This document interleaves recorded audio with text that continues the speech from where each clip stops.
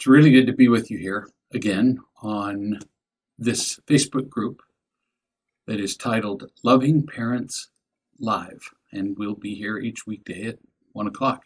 And as I've said before, we'll be talking about principles that are found at reallove.com, where there's hundreds of hours of videos and written answers and all kinds of resources. And the resources found at realloveparents.com, which is especially specific to the topic that we're going to be talking about today, parents. You'll notice that on the Facebook page, Loving Parents Live, over to the left, one of the items listed says units. And if you click on that, you can see all 4 past live sessions after today, it'll be 5, that they're archived and just more easily accessible than having to scroll down all the way through the contents of the group page. I'm also creating an index that eventually we'll put up for all of the different subjects that we've been talking about during each session. The more questions that you post on the Facebook page, this one, the more questions that we'll be able to deal with during each live session. So come and post your questions or email them to me if you happen to know my email address. So let's start off with this. A mother from this group wrote me yesterday and said, my wild and unmanageable 5-year-old, actually the expression she used was my feral, F-E-R-A-L. Nobody ever uses that word, but I loved it. It's usually used in reference to like feral cats, feral pigs, meaning a normally domesticated animal gone wild. So my wild pig of a child, 5 years old, just sat with me for the Facebook Live for just a couple of minutes.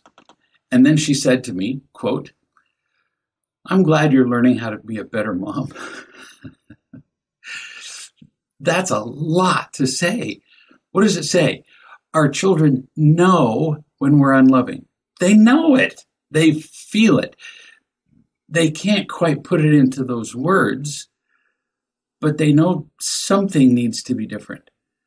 But you have to be able to put it in those words. Until we see that we need to learn better how to love and teach our children, how do we change it? So we've got to see the times that we're not loving, not so we feel bad, but so we can change the patterns that would otherwise continue and cause wounding and scarring to an extent we can't even begin to appreciate. All day long, I have communication from people all over the world who are adults who are still dealing with the wounds, the scarring that they received at an age so early they don't even remember the specific events. There have been many, many occasions when somebody has been describing to me their adult day at age 50 or 40 or 30, doesn't matter. And I say, well, when you were a child, this happened to you. And they say, no, it didn't. I say, go ask your siblings, because parents don't remember. When parents are unloving, all they remember is, I was a great parent. Go ask your siblings if this happened often in your family. And then I talk to them the next day and they go, how did you know that? Well, it doesn't take genius. It's just a matter of experience. When adults consistently react to something in a certain way, it's from a childhood wound. Now, notice I said when they react to something, when they react involuntarily, it's to wounds and pain and fear. New subject. A man who is relatively experienced in real love wrote this to me. Quote, our 5 and 9-year-old sons share a room and they're both assigned to clean it daily. Hardly unreasonable. Last night, they said they were finished cleaning their room. Sorry, I just read They said they were finished. And I'm going, which means they hardly did anything, which means they shoved most of the trash under their bed. So Dad continues, I went up to have them show me the room, which is always a comedy sketch. So we're still in the process of teaching them what a room looks like when it's done. And so it obviously wasn't done when I got there. And I asked them to clean off the dresser and put all the books back on the bookshelf. They were probably just thrown into a pile in the corner, and they went, they're put away. and when they say that, they mean it. So anyway, those are a couple of the things that they hadn't done. It's a really good move to show them what a room looks like when it's done. I'll bet you anything that your 9-year-old knows how to take pictures with a cell phone. Actually, most 4-year-olds know how to do that. Have your 9-year-old take a picture of every part of the room. It would only take, I don't know, 4 or 5 pictures maybe. Every part of the room when it's cleaned by your definition. Have the 9-year-old take the pictures and then print them out, save them, put them on some device that the kid can look at if need be. Then have him compare those pictures to what they do each day. There are people who operate cleaning services who do this all the time. They have professional cleaners come in and they say, this is what the room needs to look like when you're done cleaning the room. Well, now there's no question. Oh, well, I didn't know that you meant put away these or that. No, we have a picture. If the room doesn't look like the picture, it ain't done. Your kids will actually kind of have fun with that, taking the pictures and making the comparison and then being all proud of themselves the first time that you go up there and they go, it's done, knowing that you're very unlikely to find something. Dad continues, they both whined and complained about how much they hate doing their jobs and how they wish that they could go back to the, quote, old way, end quote, meaning before their parents were schooled in ridiculously effective parenting. Every parent, remember this, children are always looking for ways to make their responsibilities less. So do almost all adults. Now, why does this matter? I think I've told the story of the store clerk before, but you need to teach it to your kids. If you go to a store and there's a particular clerk or the owner of the store, and every time you go and you pay for something, the clerk gives you, let's make it the owner because he'd be more likely to be biased. The owner of the store gives you incorrect change every single time. And you're wondering, is he dishonest or is he stupid? Just doesn't know how to calculate change, doesn't use a machine, and he just does it in his head. Is he just dumb or is he dishonest? How can you know? Easily. It's statistically easily proven. So you keep track of every time that he gives incorrect change. And if it turns out that 50% of the time he gives you too much change and 50% of the time he gives you too little, then he's just not very good at making change. Doesn't know how to add or subtract. But if 100% of the time he gives you too little change, you know he's a thief. I mean, you know it. It's not an accident. You've proven it statistically. The fact that they complain about work being hard consistently is proof that they have not learned responsibility. When do they ever complain that, oh, we don't have enough work to do? I mean, we've cleaned our room, but we're just itching for more work to do. Never. When do they ever clean it more than you described? When do they ever say, well, we took disinfectant and we wiped off all the corners and we thought while we were at it, we would take up the rug and steam clean that? And never. It's always less. Responsible kids just do the hard work. Yours don't. So you know that they're making excuses. Responsible people don't complain. it's obvious that if it's their room or their mess in the kitchen or whatever, they would want to be responsible for their mess in your house if they had any sense of responsibility at all. Like, duh. So if your kids complain, and you're describing that they do, and you're going to share this, what I'm saying, with them, that is your proof that they have not yet learned responsibility. And I did this with my kids. Once they had consistently cleaned their rooms, where they knew what a clean room looked like, where they did it consistently, you know what their reward was? I told them they didn't have to clean their room anymore. No more. Most of the 7 kids didn't have to clean their room anymore after about age 8 or 9. Because once they know how to do it, I don't care how their room looks. But if they want to have a filthy room, they have to shut the door so that it doesn't, detract from the rest of the house. And if it begins to stink, then you have to actually stuff cloth under the doorway so the smell doesn't get out. Dad continues. I told them that it was my fault that they didn't like doing jobs. Kids love hearing that when a parent says, it's my fault. So Dad says, it's my fault that they didn't like doing jobs because in the past, I had made it miserable with my disapproval, my nagging, my anger. And now I was teaching them something different, how to be responsible so they could be happy and strong. The goal is not, couldn't say this loud enough, the goal is not a clean room. Now, I know clean room is easier to navigate, and if it's a room you're going to live in, it's actually desirable, but it's their room. They have to live in it. If they have proven they know what responsibility looks like, and then they decide to live in a pigsty, what do you care? But they've got to prove they're responsible consistently first. So the goal isn't the clean room. We really get that wrong as parents.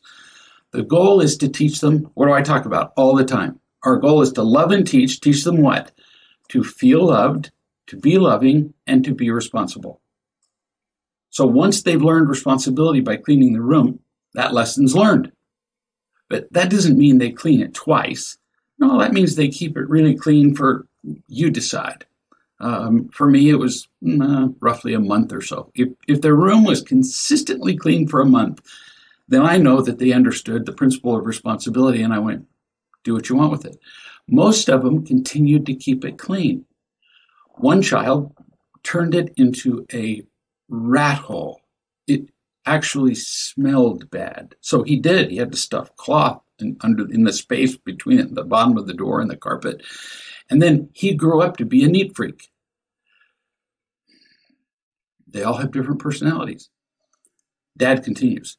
They continued to whine. This is after Dad admitted that it was his fault that they hadn't learned to do this before. They continued to whine, and I said that I was willing to help them clean their room. Now, that's the sound of brakes. Slow down. Be very slow to offer to help your children do something you've assigned them to do. Because if you do help them after you gave them the assignment, that's very confusing to a kid, because then they're going to come to expect you to rescue them from the hard things all their lives. You think I'm exaggerating? I've seen uncounted parents who said, well, I'll just help them this one time. What do you think happens the very next time when the parent says, do this thing, and the kid goes, well, aren't you going to help me? And the parent says, no, it's your responsibility. What are the next words? 100%. Oh, how I wish there were a Las Vegas betting line on this. You know what's coming next. Well, but you helped me last time. Once you set a precedent, they're going to pretty much demand that you stay with it. And see, up to now, that's why they're complaining, is that you've previously set a precedent of inconsistently requiring that they clean their room. And so now they're going, are you stupid? Is there something wrong with you that you've suddenly gotten this virus in your brain, encephalitis, that makes you obsessive compulsive and requires us to clean our rooms? Precedent means everything to a kid. So be careful what precedent you set when you volunteer to help them with something. Dad continues. I said, I'll help you, but they would have to start working in order for me to stay helping. Cute, but beware of that precedent. Well, they didn't. So even with Dad there helping them, they just went, okay, well, Dad's doing it, so we'll let Dad do it. See the danger of offering to help? People expect to be rescued, and if you're in the process of rescuing them, they just let go and go, good job. But anyway, they didn't keep cleaning. So I told them that instead of helping them, because they lost that privilege or that gift because they weren't working, I'll be in the next room reading stories to the little girl, little 18-month-old. So when I left them to themselves, they both just erupted with anger. See the point? Your helping them didn't help them one bit, because the goal is what? It's not to clean the room. It's to teach them responsibility. And by helping them, you didn't help them at all. In fact, it confused them and they erupted. And again, their eruption is proof that so far they're not interested in becoming genuinely responsible. Doesn't mean they never will. But at this point, they're not. All they were interested in was you rescuing them. So unwittingly, you created more work for you and for them. Dad continues. I left them in their room to clean it despite their eruptions. Well, excellent that you left them, but not quite enough. Because see, now we've got two things going on. They weren't responsible, and then when you said, well, you're going to have to clean the room because you didn't even move while I was helping you. Remember, we've talked about at least a couple of times, 0 tolerance for 5 things. Now, I probably learned this in medical school, but sometimes it's helpful to have acronyms because you can't remember 5 things in a row. Most people can't, not just off the cuff when they haven't used them all the time. And I remember it as a version of outlaw. It's outlaw. So A-U-T-L, you have to skip the second A, W. A-U-T-L-W. Anger, whining, teasing, lying, withdrawing. And out of the 5 things that your family now has a 0 tolerance for, when they erupted as you left, they actually broke 3 of the 5 rules. How?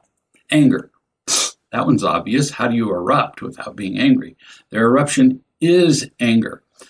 They were angry that they were being required to be responsible, which you're requiring. Why? Because you're a tyrant? No, but that's what they were claiming with their eruption. So they'll be happy for the rest of their lives. Second violation, whining. They were complaining with their eruption that their job is unfair. And eruptions are always about victimhood, which means more whining. Third, lying. This one is subtle. They are saying with their eruption that life is unfair, that they are the center of the universe, that everybody around them, including you, only has one job: to give to them. That's what they're saying with their eruption. There isn't another meaning. And you really need to go through all 3 ways that they violated the 0 tolerance policy. You need to, they need to see what they're doing. You don't do it like a lecture or nagging or mad or yelling, or you just explain that we have a 0 tolerance for these things because all of those 5 things poison their souls. If you're angry, all the joy in your life is gone. In an instant, poof, you live in misery. So we don't do those. And you boys just did 3 of them with 1 scream or whatever it was, that an eruption constitutes in your family. Dad says, so I left. And James, the 9-year-old, came out of his room. Some of the things that kids do still not so much catch me by surprise, but tickle me every time. The 9-year-old comes out, picture this, 9-year-old kid, and he comes out and defiantly tells me that he's not going to clean his room. He refuses. As though we were having a discussion. This would actually paralyze most parents. It's like they'd be thinking, oh no, what can I do? My 9-year-old is refusing me. It's actually laughable, which is, by the way, why I started off laughing. He's your child. You brought him into the world. And it's your job to address this. You have to. And all we're talking about, as we talk about ridiculously effective parenting, all we're talking about is how you can do your job as a parent much more effectively. And fortunately, much easier. Dad says, I said that it was fine if that was his choice. That's genius. That's listening to the child. For all, the rest of you who are listening, the child comes out and says, I refuse to clean my room. What would 99 out of 100 parents say? You can't talk to me like that. You get back in there, young man. You see, then it just turns into a contest of wills and you win because you're bigger. That's not parenting. Dad says, okay, fine, if that's what you'd like to choose to not do your job. But this is Dad still talking. I said that if he chooses that path of defiance and victimhood, then I will assign him another job on top of still having to clean his room. So you get to make a choice right now. You don't have 5 minutes to think about it. You can either go back in and clean your room and then no consequence, or because cleaning your room isn't a consequence, it's like, part of living in the household. You can clean your room. In other words, pay me now. It's like the old Fram oil commercial. Pay me now or pay me later. Replace your oil filter now or replace your engine later. Teach that principle to your kids. Look that up. The old oil, F-R-A-M, Fram oil commercial. At one point, it was rated the #1 commercial in the world for the previous 50 years. And with Google now, you can find that commercial easily. Pay me now or pay me later. So you can pay me now by cleaning your room, which you have to do no matter what. Or you can refuse and stomp your feet, and you're still going to end up having to clean your room. And I'll add another job.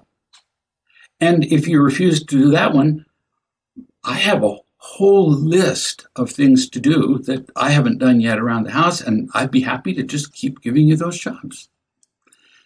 Oh, Dad, that's brilliant. And all of us parents need to pay attention to how brilliant this is. Cleaning his own room, and he sees that as an inconvenience. Are you kidding? It's a brainlessly obvious assignment. You make a mess, you clean it up. That's the overarching principle. Actually, even more than that, the underlying principle is responsibility.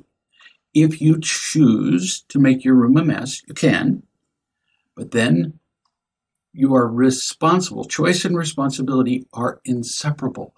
As soon as you separate choice and responsibility so that kids can make choices and they're not responsible for the consequences of their choices, then that's called entitlement. That's how you define entitlement.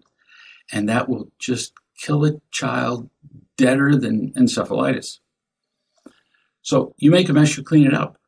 Who else would it be? I'm just giving you some of the words you could use. Your servant, us, me, your mother, the neighbors. If a child can't understand teachings, or you're teaching him in these words, then consequences are the obvious next step, like an additional chore, just so they can learn. It's not a punishment. And you keep adding consequences if they refuse. I've seen kids go from, I refuse to do this, and then the parent adds a chore, and then another chore, and then they take their phone, and then they take the door off their room. And I've seen kids who didn't finally do what they were told to do until they were sleeping in a tent in the backyard in the winter. It won't kill them. Give them a sleeping bag. Give them a pillow, a blanket maybe, a little bit of water, clean if you'd like, clean water. You just keep stepping up the consequences. And we talk about that in great detail on the realloveparents.com, realloveparents.com website. Dad says, my saying that to him, that I would add another consequence, spiraled him further into a fit of anger and tears. Now, see the incongruity here.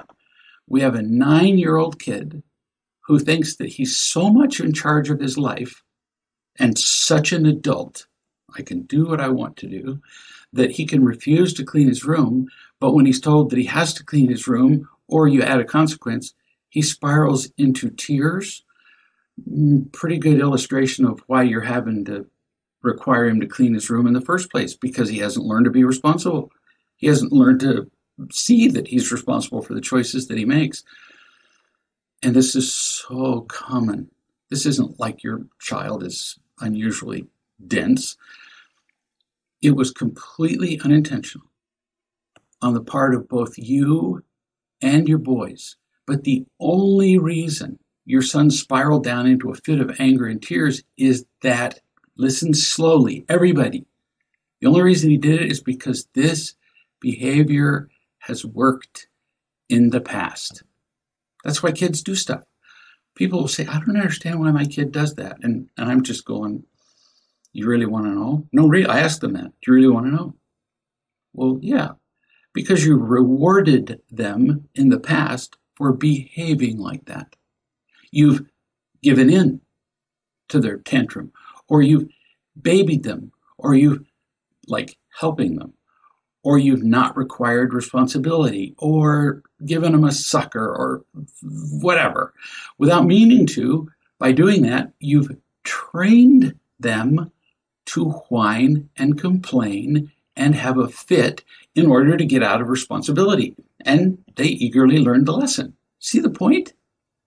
If I want to train a seal to clap his flippers together, seals don't naturally do that. You'll never, ever see a wildlife film where a seal is clapping his flippers together because it's, inherently fun. No, I don't know how they clap their flippers together the first time. Not a seal trainer. But each time the seal does something that the trainer wants, the trainer gives it a name and then feeds a fish to the seal, and the seal goes, cool. So if I clap my flippers together, I get a fish. That's a no-brainer. I'll clap my flippers together all day long. And they do. If a child has a fit and you give in and take away the responsibility, you just train the seal. You just train the seal to have a fit, and then you reward him with, he gets away with it. So why does a child behave badly? Because we trained him to. No kidding. That's really awful to see the first time that you see it, but it's true. Dad says, I told him the choice was his, but if he kept being angry, there would be more jobs on top of what he already had. Children are very binary. They're very black and white. They either feel loved or they don't. They either got what they wanted or they didn't. Either you are the parent or they are. They're very binary. They don't do this shades of gray stuff. So here you are choosing to take upon yourself the mantle, the cloak, it's an old term, mantle, of being the parent. You are loving and teaching. Hallelujah.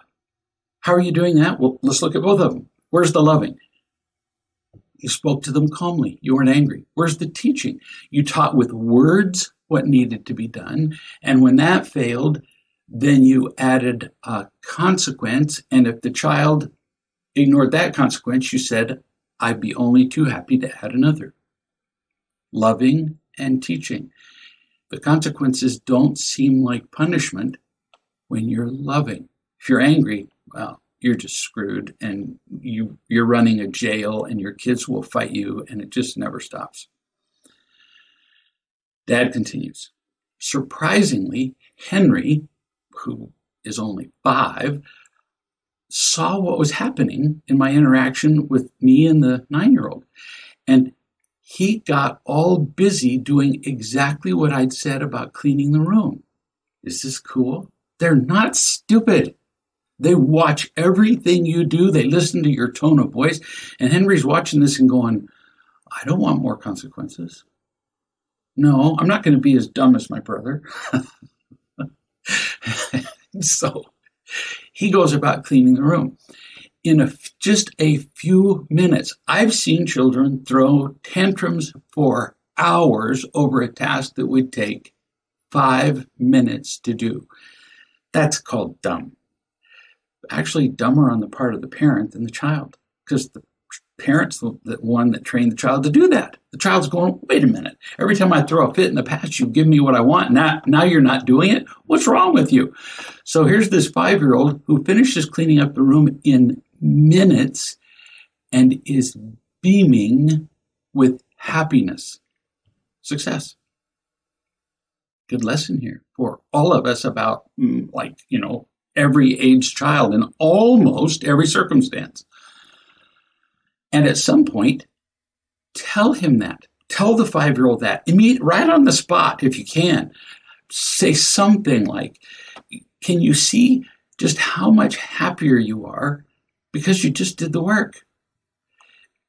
He did the thing that will make him happier. He is happier. It will sink in deeper if you point out what happened so that he can put it all together in his head. Oh, well then, so if next time I come across a circumstance like this, it would be faster, happier, everything if I just did it. You can train children to do good things just like we're presently training our children to do things that are, not so good, not so productive. Then you say to the child, do you see how being responsible, here's how you teach responsibility. If you say to a 5-year-old child, I laugh as I say it. If you say to a 5-year-old child, you need to be more responsible. I've seen parents do this.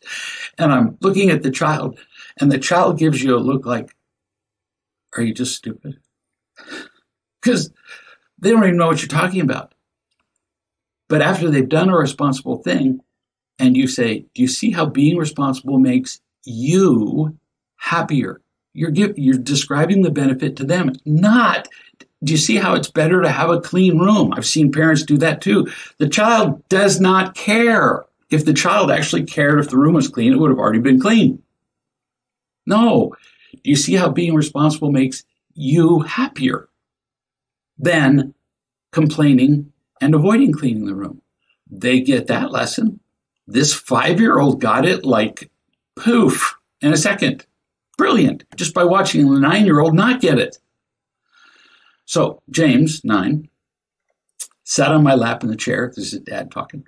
And we talked about how he was so sad and angry when the job was just really small. The way I would say it to one of my kids, we're well past that, is, do you see how you just had a fit for 15 minutes over a job that would have taken you 3 minutes to finish? Was it worth being miserable for 15 minutes? I would think you'd prefer to be happy or to be outside playing whatever or riding your bike as opposed to being in your room and crying and being angry. That would seem to make sense. See how I'm not only not angry, I'm even kind of lightly teasing him. Now, I'm not teasing in the bad way, teasing where you're making fun of somebody, but going, doesn't make sense what you're doing. Dad says, I helped him feel loved, this is the 9-year-old, and understand why we're not going back to the old ways. We talked about the responsibility of being a grown-up where the consequences are very real and big. The world really smacks you in the face with consequences. You don't show up to work, they don't pay you that day. Don't show up to work twice, they fire you. And you have to start all over again looking for a job. And if you have a little tantrum and fall down on the floor and cry with your boss will go, security. Not kidding. So the consequences I'm imposing here at home, this is me being the dad, they're pretty small compared with what the world's going to do. You're going to get fired. People aren't going to like you. They're not going to like being around you. You're not going to be able to keep it. It gets awful. Dad continues. It took a few minutes. I held him. I ran my fingers through his hair. Oh, this is beautiful. Listen to what Dad's saying. He didn't pull away from the child who was being bad, who was being irresponsible. No, he touched him, ran his fingers through his hair. Notice that's not associated with then saying, oh, well, then you don't have to do the job. Yeah, you really still do. But he's touching the kid, looked into his eyes, and conveyed to him that I love him. He calmed down, and I helped him finish his job, including the extra job that I did give him as a consequence. All very sweet, and beware of that helping him to do it thing, because really he's going to expect you to help him in the future. And then he's going to feel like you kind of tricked him, you kind of lied to him, and you kind of did because you've established a precedent. He needs to experience the consequence of not doing his work. He does, all by himself. The only time I would ever really help a child clean a room is to get it in an absolutely clean place so they can take pictures of it. No kidding. Donna's done that bunches of times. Oh, you don't know what clean looks like. Come with me. And then she would just direct them what to do. And when it was all clean, she'd go take the pictures. Pretty much no excuse now. And the kid would say, room's clean. She'd pull out the picture and go, does it look like this? I mean, this is as easy as the game. It's a little child's book called Where's Waldo? Or Find Waldo or something like that. Where's Waldo, isn't it? Yeah. And here's this big picture just filled with people, and they have to find this one little character who always wears a little striped shirt. And I mean, it could be just teeny. They can find it. Compare what they've done with the picture of what clean looks like. Yeah, they can find it. And if they ever say, no, they look the same to me, you go, where's Waldo? They have to have looked at the book first.